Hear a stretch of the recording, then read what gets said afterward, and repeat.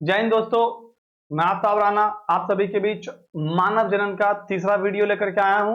जैसा कि इससे पहले हमने ऑलरेडी 2 वीडियो कर रखा है और उस 2 वीडियो में बहुत सारे क्वेश्चंस एंड बहुत सारे उसके साथ एक्सप्लेनेशन को कराया गया। ठीक है, तो आज हम लोग देखेंगे उससे आगे का क्वेश्चन और ऐसा उम्मीद है कि आज ये हमारा मानव जनन का लास्ट लेक्चर होगा। इसके बाद आई होप कि आपको कोई लेक्चर की जरूरत ही नहीं होगी ऑब्जेक्टिव के लिए। क्लियर? तो आज हम लोग डिस्कस करेंगे किस चीज को, तो मानव जनन को डिस्कस करेंगे। ठीक है, मानव जनन का ये कौन सा पार्ट होगा, तो तीसरा पार्ट होगा। क्लियर है? देखेंगे कि कैसे कैसे होगा।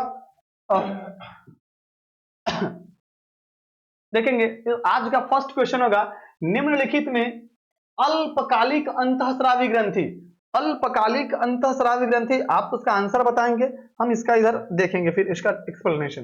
पहले आप उसका आंसर बता दें मुझे, उसके बाद फिर हम इसका आंसर देखेंगे अल्पकालिक, अल्प मतलब होता है कम, काल मतलब होता है समय। ठीक है, यानी कम समय के लिए। चलिए देखेंगे, अब इसका आंसर देखना चाहेंगे हम। ठीक है, इसका आंसर तो होगा कॉर्पस लूटियम।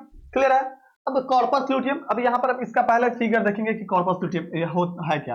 ठीक है, ये हो गया हमारा स्ट्रक्चर ओवम का। क्लियर? इसके बाहर में स्ट्रक्चर होता है जिसको एक स्ट्रक्चर को हम लोग बोलते हैं जोना पेलुसिडा, दूसरा स्ट्रक्चर जो होता है उसको हम लोग बोलते हैं कोरोना रेडिएटा।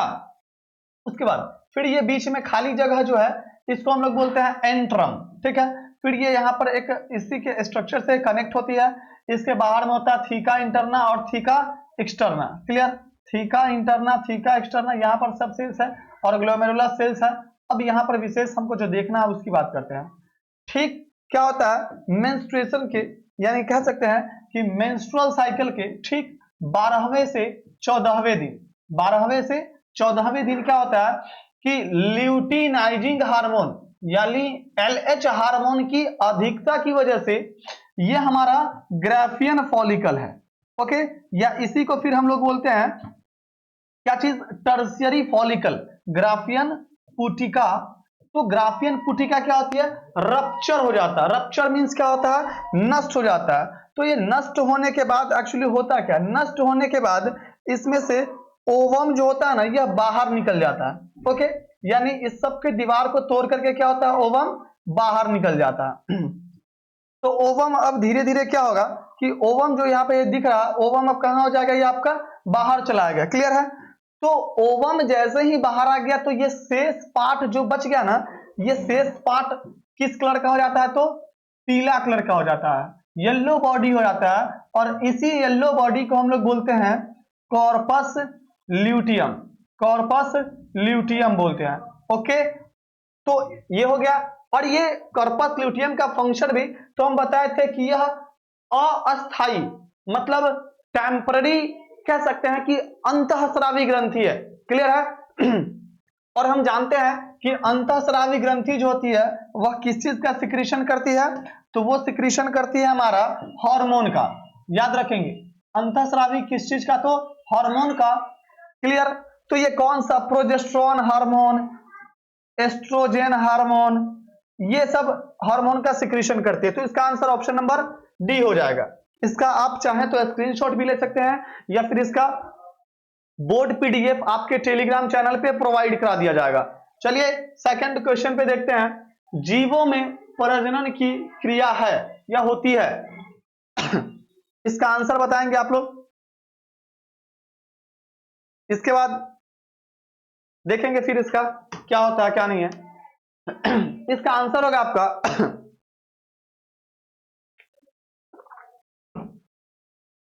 जीवों की संख्या में वृद्धि। जी ये भी सही है। पृथ्वी पर जीवन की निरंतरता, जी बिल्कुल सही है। कॉन्टिन्यूटी ऑफ लाइफ कह सकते हैं। ओके, यानी लाइफ बिगेट्स लाइफ। ओके, तो पृथ्वी पर जीवन की निरंतरता बनाए रखने के लिए, फिर अपनी जाति के जीवों को बनाए रखने के लिए, यानी इसका आंसर जो होगा option number D, A B एवं सी तीनों सही है। नेक्स्ट क्वेश्चन, भ्रूण की 16 कोशिकीय अवस्था क्या कहलाती है, आप इसका आंसर बताएं, फिर हम इसका आंसर फिर देखेंगे। 16 कोशिकीय अवस्था, आई होप कि आंसर इसका आपको आ गया होगा। चलिए तो हम लोग चलते हैं इसका जैसे देखते हैं कि जब निषेचन की प्रक्रिया होता है तो निषेचन की प्रक्रिया शुक्राणु और किसके बीच, तो अंडाणु के बीच। जैसे ही ये दोनों फ्यूज करता है, आपस में मिलता है, प्रक्रिया का नाम कहलाता है निषेचन। और निषेचन की प्रक्रिया होती कहां पे है, तो फैलोपियन नलिका में। ओके, फैलोपियन नलिका, या फिर इसी को हम लोग बोलते हैं ओविडक्ट ट्यूब, या इसी को फिर बोलते हैं फैलोपियन सॉरी ट्यूब, या फिर इसी को बोलते हैं अंडवाहिनी नलिका, या फिर इसी को बोलते हैं डिंबवाहिनी नलिका, या फिर इसी को बोलते हैं हम लोग, थोड़ा सा ऊपर लेना चाहेंगे इसको, रुक जाइए थोड़ा सा। अरे यार कहाँ गया, चलिए। यार इसका क्या हो गया भाई, सही हो नहीं यार तुम,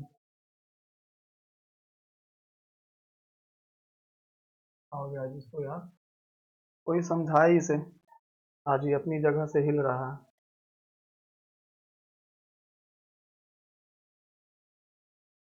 चलो यार एडजस्ट करना, सुन लेना, ये नाम सुन लो यार, पता नहीं क्या हो गया इसको आज। हे कंप्यूटर देवता, सही हो जाइए। वो चलो एडजस्ट कर लेना यार, ठीक है। इसी को ऊपर कर देते हैं ससुरा को, चलो सही हो नहीं जाएगा, रुक जाइए थोड़ा सा। और देवता जी आ जाएंगे आप, चलिए अब दिखेगा, एक और इसका नाम लिखेंगे, कौन सा होगा वो, एग ट्यूब।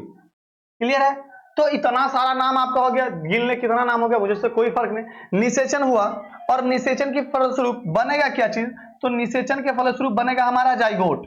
क्लियर है, निषेचन के बाद क्या बनेगा, जाइगोट बनेगा। तो जाइगोट जो होती है उस समय यह एक कोशिकीय स्टेज में होती है, सिंगल सेल स्टेज में होती है, और इसका डायमीटर जो होता है 0.01 mm होता है। क्लियर कुछ, तो ये तो सर सिंगल सेल है।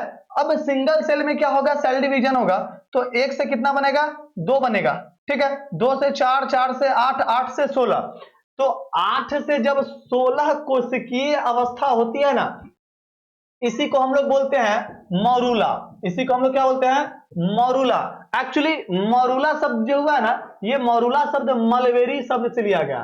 मॉरूला शब्द किसे, मलवेरी शब्द से, और मलवेरी का मतलब होता है सहतूत। क्लियर, सहतूत, जैसे एक तूत, वो सहतूत जो था उसमें बहुत सारे उसके छोटे छोटे दाने जो लगे होते हैं ना, उसी को हम लोग बोलते हैं मलवेरी। एंड मलवेरी से ही लिया गया क्या चीज, मॉरूला। क्लियर, तो इसका आंसर ऑप्शन नंबर ए। अब इसका भी देख लीजिए, चलिए नेक्स्ट क्वेश्चन की ओर चले। एक वयस्क में मनुष्य के वृषण शुक्राणु का निर्माण करने वाली शुक्र जननीय अवस्थाओं का सही क्रम क्या है, यानी इसका बताइएगा कि कौन सा आंसर सही होगा, इसके बाद कौन सा आएगा, किसके बाद कौन सा आएगा। क्लियर है, तो सबसे पहले इसका बताएंगे हम लोग खुद। चलिए, इसका अगर आंसर हो गया होगा तो बहुत अच्छी बात है, नहीं तो फिर इसका सॉरी इसका आंसर देखेंगे। ओके, इसका आंसर जो होगा यह स्पर्मेटोगोनिया होगा।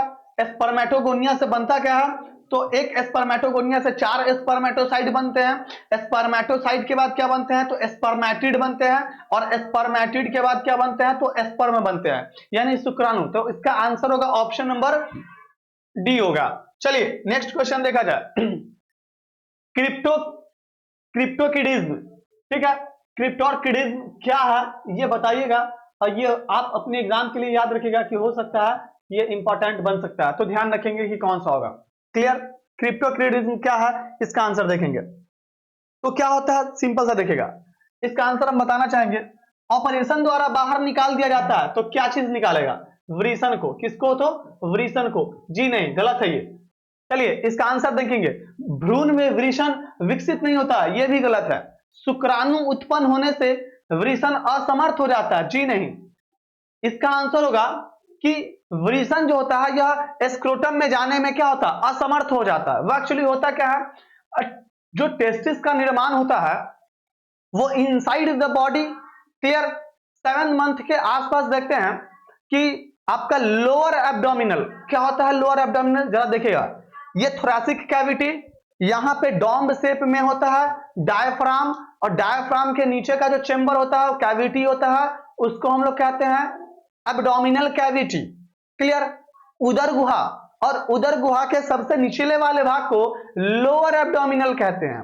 तो लोअर एब्डोमिनल में ये सेक्स ऑर्गन का निर्माण होता है, लैंगिक अंग का निर्माण होता है, और करीब 7 मंथ के आसपास यानी 7वें माह के आसपास क्या होता है कि टेस्टिस जो होता है, वृषण जो होता है, वह लोअर एब्डोमिनल से धीरे धीरे खिसक कर वह कहां चला आता है? तो वह चला आता है आपके स्क्रोटम में।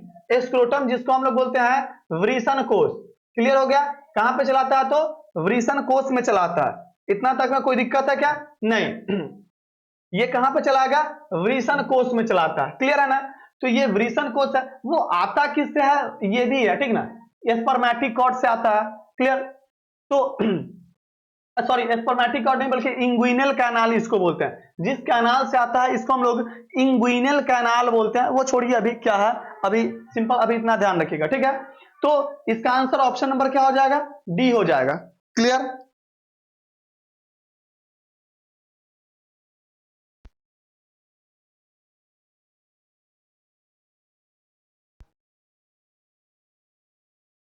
चलिए नेक्स्ट क्वेश्चन देखते हैं। मनुष्य में किस कॉर्ड द्वारा वृषण स्क्रोटल सैक से जुड़ा होता है? क्या रहा है कि जुड़ा होता है। चलिए आप इसका आंसर इधर बताएंगे, हम इसका फिर से बना रहा है कि क्या होगा इसका आंसर।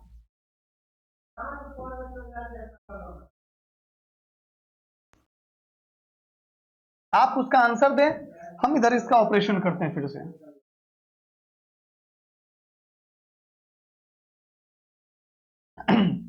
क्लियर? अगर आपका आंसर हो गया होगा तो फिर हम इधर इसका आंसर देखना शुरू करेंगे।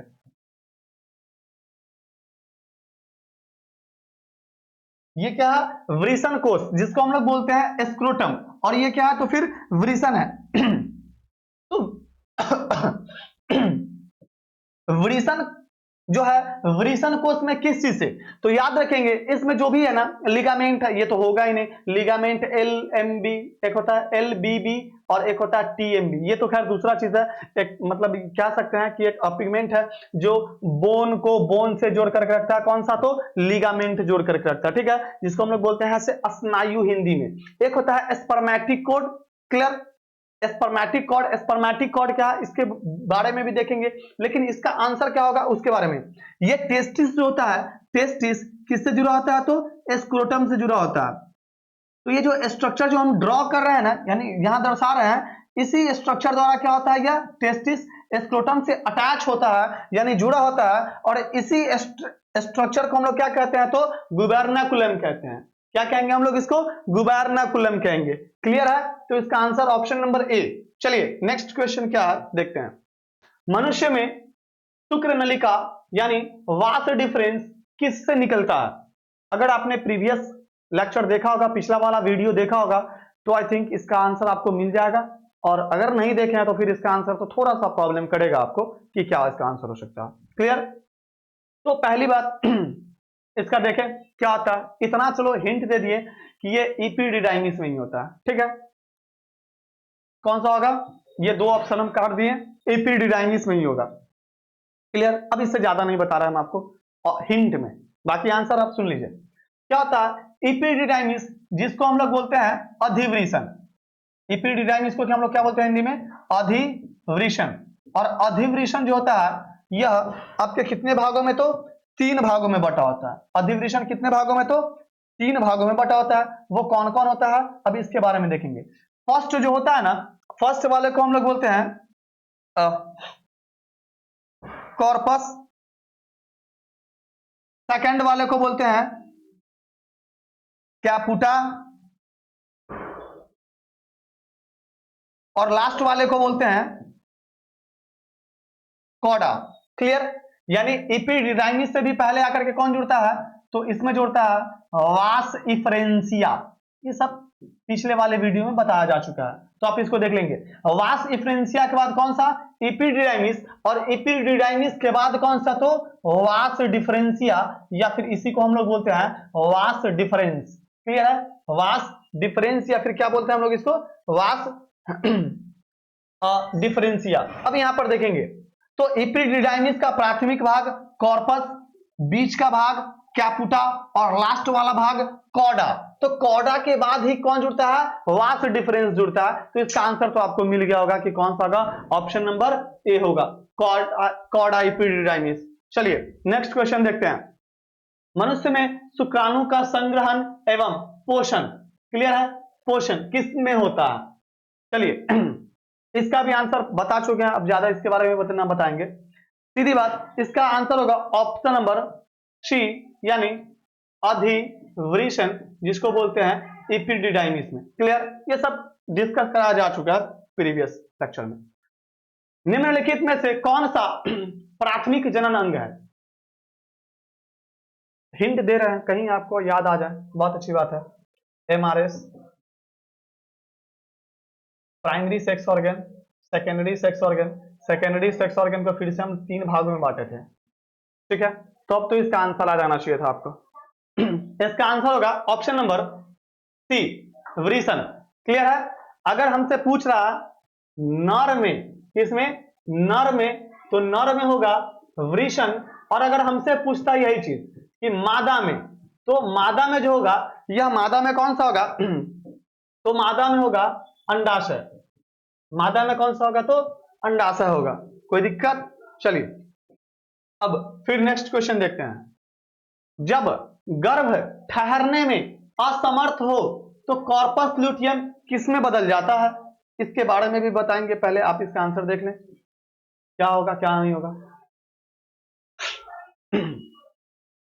चलिए बताएं इसका आंसर क्या होगा।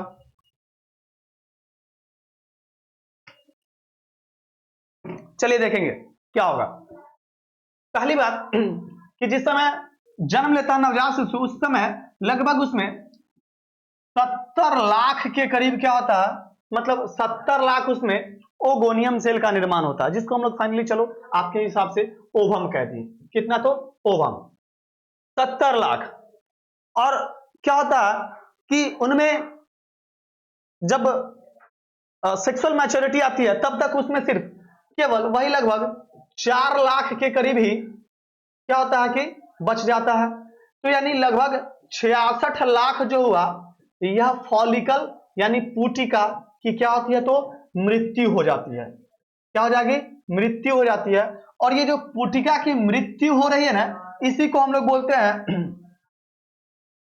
Follicular atresia. क्या बोलते हैं, फॉलिक्यूलर एट्रेसिया बोलते हैं। क्लियर है? अब इसके बाद अगर इतना देख लिया तो इसको देख लें, क्योंकि जगह चलो ऊपर भी जगह है फिर भी।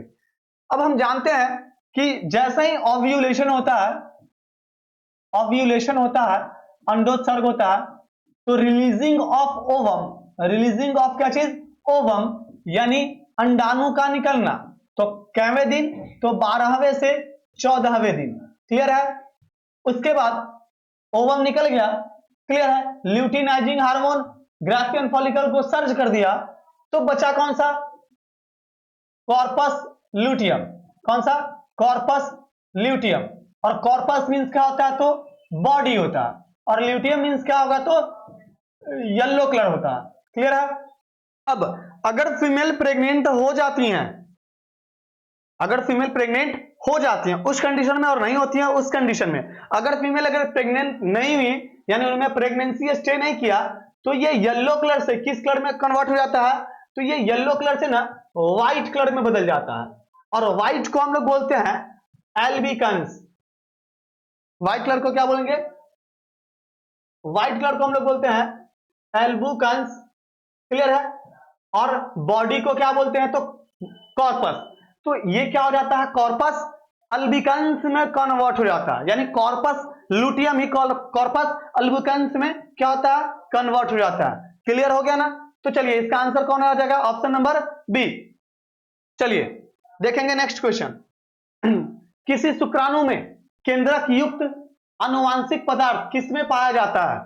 आपको अगर स्पर्म का फिगर अगर आपको याद होगा तो फिर आपको सब कुछ याद होगा कि कहां पे होता है। तो इसका आंसर होगा, आप कर लिए मैं इसका आंसर बता रहा, ऑप्शन नंबर बी, सिर में सेंट्रियोल भी होता है और न्यूक्लियस भी होता है।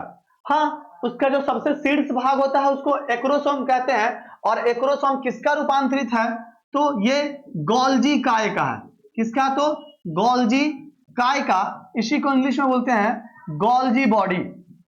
गोल्जी बॉडी जिसका खोज किसने किया था, तो कैमिलो गोल्जी ने किया था। कैमिलो गोल्जी ने किया था, याद रखेंगे। कब किया था, तो 1898 में किया था। क्लियर है? तो इसका आंसर हो गया option number B. Next question, acrosome विहीन, यानी कह सकते हैं कि एक्रोसोम लेस शुक्राणु के लिए क्या नहीं हो सकता? नहीं पे ध्यान रखेंगे, क्या नहीं हो सकता बताएंगे, क्या नहीं हो सकता। इसका भी रीजन देंगे कि क्या नहीं हो सकता। चलिए तो सिंपल सा आप अभी ध्यान रखेंगे, इसका फिगर चलिए समझेंगे इस वाले पेज पे। ये सपोज दैट ये क्या हो गया, माउस टच थोड़ा सा,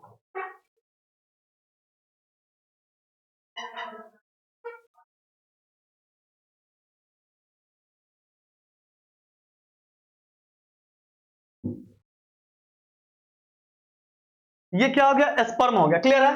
इसके इस वाले भाग को हम लोग बोलते हैं हेड, यानी सिर। इसके इस वाले भाग को बोलते हैं ग्रीवा, यानी गर्दन। और इसके इस वाले भाग को बोलते हैं मध्य भाग, यानी इसको बोलते हैं मिडिल पीस। और इसके यहां से लेकर के और यहां तक जो है इसको हम लोग बोलते हैं पूंछ। क्लियर है? अब यहां पर देखेंगे तो ये जो हेड है ना, हेड चारों तरफ से किससे कवर्ड होता है, तो प्लाज्मा मेम्ब्रेन से, यानी सेल मेम्ब्रेन से, जिसको हम लोग बोलते हैं कोशिका झिल्ली। क्लियर है? और इसके इस वाले भाग से एक एंजाइम का सिक्रीशन होता है जिसको हम लोग बोलते हैं लाइसिन एंजाइम। कौन सा बोलते हैं? Lysine enzyme. और लाइसिन एंजाइम में कौन सा प्रोटीन होता है, तो लाइसिन एंजाइम में एक प्रोटीन होता है जिसका नाम होता है एंटी फर्टिलाइजिन प्रोटीन। क्या नाम होगा? Anti fertilising protein. अब एक चीज सुनिएगा क्या होता है। अब एक चीज इमेजिन कीजिए, जब इंसेमिनेशन प्रोसेस होता है, यानी सेक्सुअल इंटरकोर्स के दौरान जब पेनिस से स्पर्म फीमेल के वजाइना में जब रिलीज होता है, तो फिर स्पर्म को यह कैसे पता होगा कि हमको कहां पे जाना है? तो उस समय उस स्थिति में क्या होता है कि ओवम के सतह से एक प्रोटीन का सिक्रीशन होता है जिसको हम लोग बोलते हैं फर्टिलाइजिंग प्रोटीन।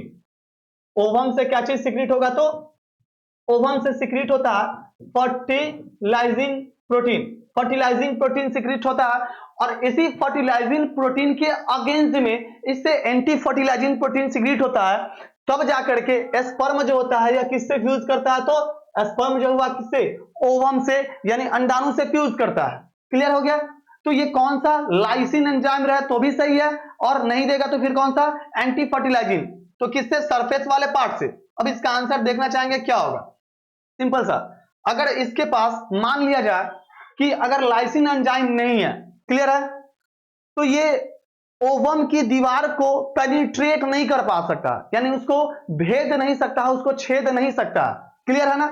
तो इसके पास लाइसिन एंजाइम होना चाहिए, यानी लाइसिन एंजाइम पेनिट्रेट में हेल्प करता है, पेनिट्रेशन में, भेदने में क्या करता है? हेल्प करता है। तो इसका आंसर होगा ऑप्शन नंबर डी, अंडाणु में छेद नहीं कर सकता है। अंडाणु में छेद करने के लिए इसके पास लाइसिन का होना जरूरी है। क्लियर हो गया? चलिए नेक्स्ट क्वेश्चन पे चलते हैं। प्राथमिक शुक्राणु कोशिका, तो कितनी शुक्राणु है? 25 प्राथमिक शुक्राणु कोशिका तथा 25 प्राथमिक अंडाणु कोशिका।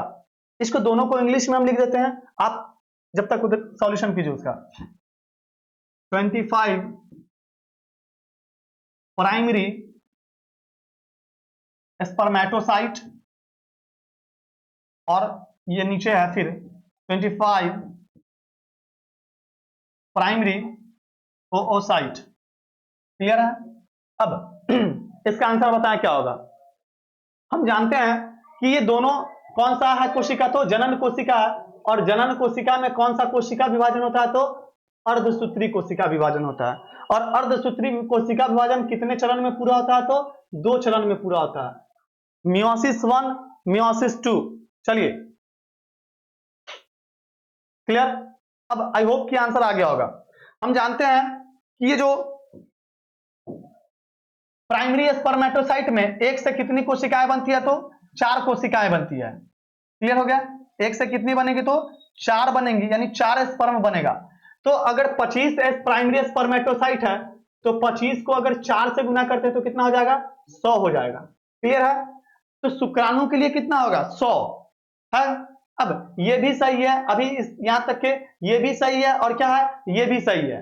ये चलो गलत हो गया, पहला स्टेप के अनुसार ये क्या हो गया, गलत हो गया। लेकिन अभी भी मेरे पास 3 आंसर है जो अभी सही कराने के संबंध में। ठीक है, अब देखते हैं, अगर ओओसाइट की बात करते हैं, किसकी बात कर ले, ओओसाइट का, तो हम जानते हैं कि इससे भी कितने ओवम का निर्माण होता है, 4। जी नहीं, जब हम लोग देखते हैं कि प्राइमरी ओओसाइट में जब मियोसिस फर्स्ट होता है तो एक बड़ी सेल बनती है और एक छोटी सेल बनती है।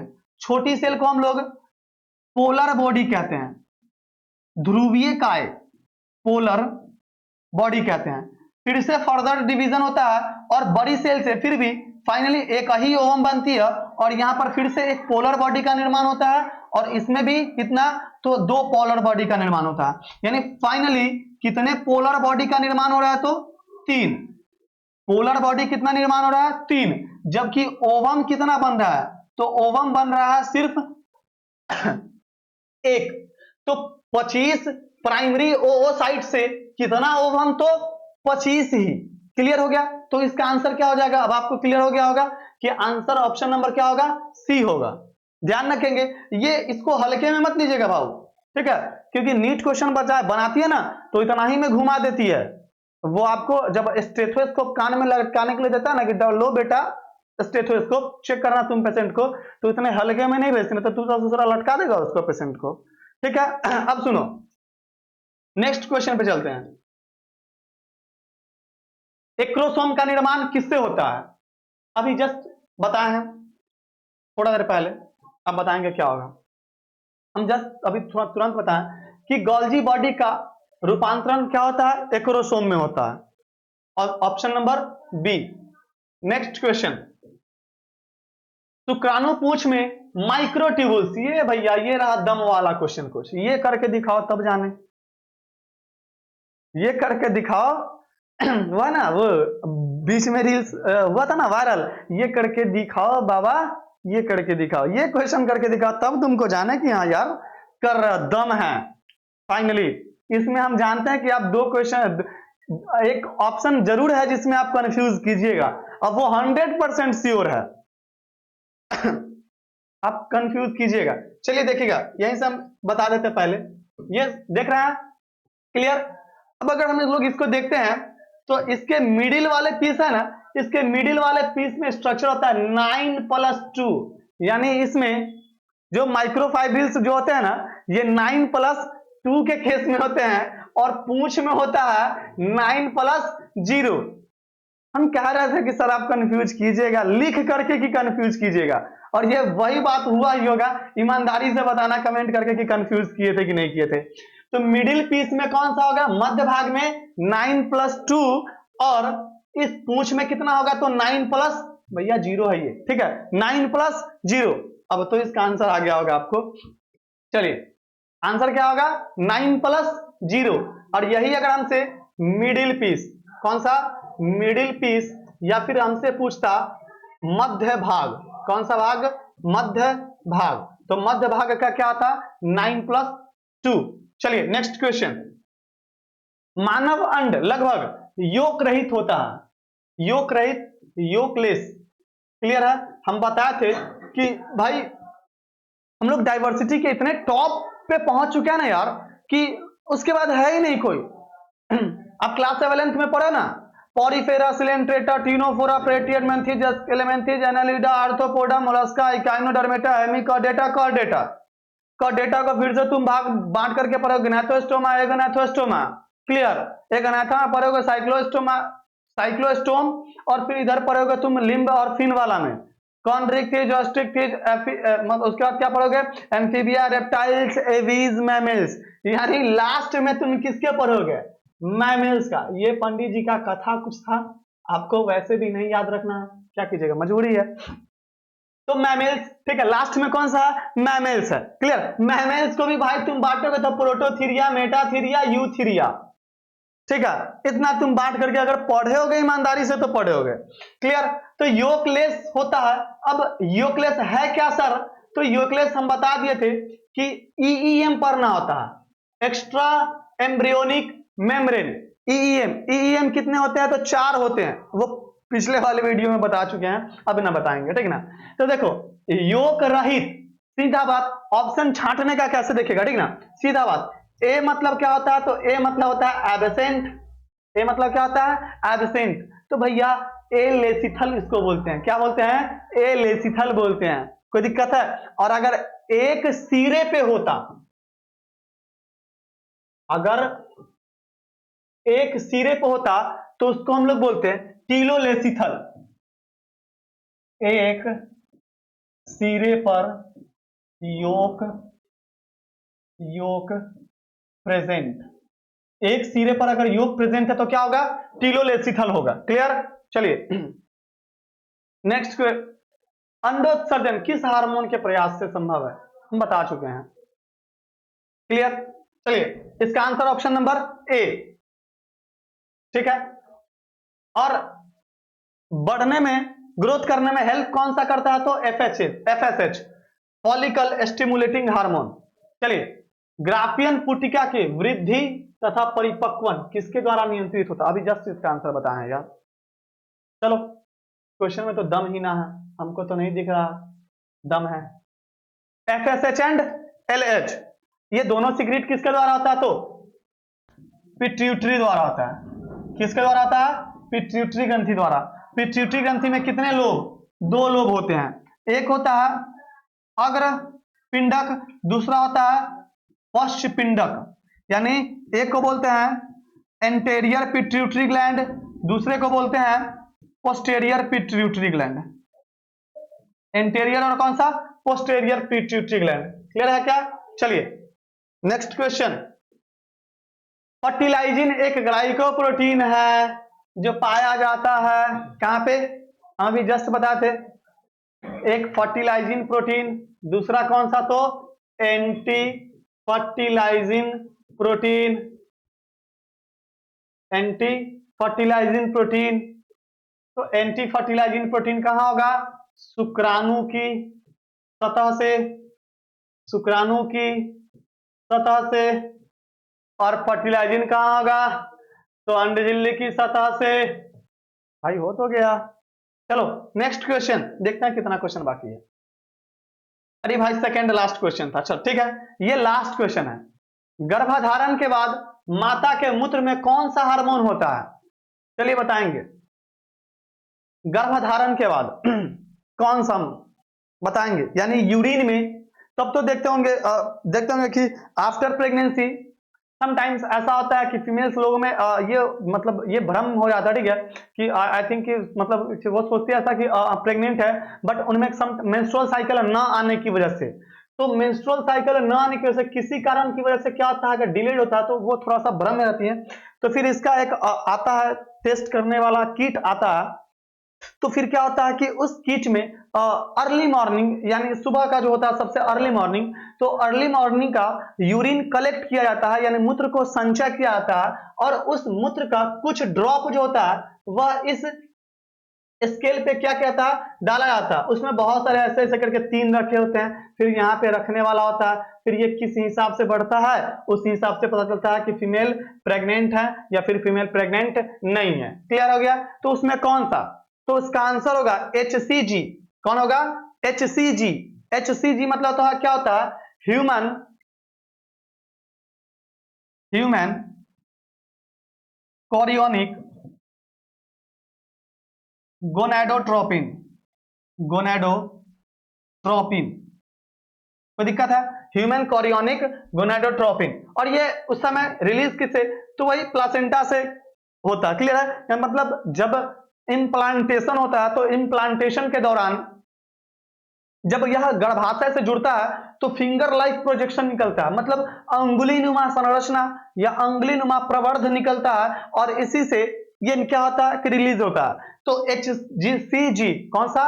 HCG, ह्यूमन कोरियोनिक गोनैडोट्रोपिन, और यही ह्यूमन कोरियोनिक गोनैडोट्रोपिन ये होता है कौन सा? ये हार्मोन है जो क्या होता है माता के मूत्र में पाया जाता है, और इससे क्या होता है कि उनके गर्भाधारण की स्थिति का पता चलता है। ठीक है, कि वो फीमेल जो है वह प्रेग्नेंट है या फिर नहीं है। क्लियर? तो अब ये जो हमारा था ये लास्ट क्वेश्चन था। अगर वीडियो सच में अच्छा लगा हो तो हम तो कहेंगे कि भाई लाइक कीजिए, उसके बाद क्या करना है? शेयर करना है, और शेयर करने के पश्चात सबसे मेन काम तो है यार सब्सक्राइब करना है, और अपने फ्रेंड में भी शेयर करना है।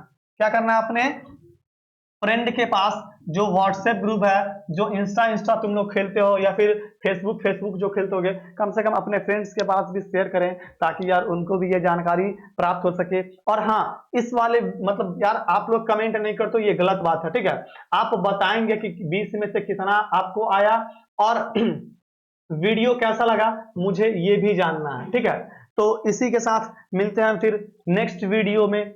तब तक के लिए जय हिंद, जय भारत।